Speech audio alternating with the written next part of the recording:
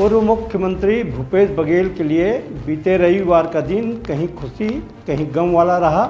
एक और रविवार को कांग्रेस ने जहां उन्हें एआईसीसी का राष्ट्रीय महासचिव बनाकर पंजाब की जवाबदारी सौंपी है, अब उन्हें राष्ट्रीय राजनीति में भूमिका निभाने का अवसर मिलेगा। दूसरी बार रविवार को जो नगरीय निकाय के चुनाव के परिणाम आए, उसमें भूपेश बघेल के गृह क्षेत्र पाटन में सभी 3 निकायों में कांग्रेस की बुरी तरह पराजय हुई है।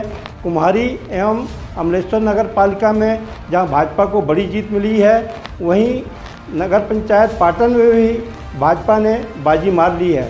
तीनों निकायों में इस बार भूपेश बघेल ने स्वयं प्रत्याशी तय कर इन तीनों जगह पर प्रचार भी किया था, किंतु उन्हें बुरी तरह पराजय का सामना करना पड़ा है। यहाँ के पूर्व मुख्यमंत्री को कांग्रेस पार्टी ने महासचिव के पद से नवाजा है और आज उनके विधानसभा वालों ने उनको धन्यवाद दिया है।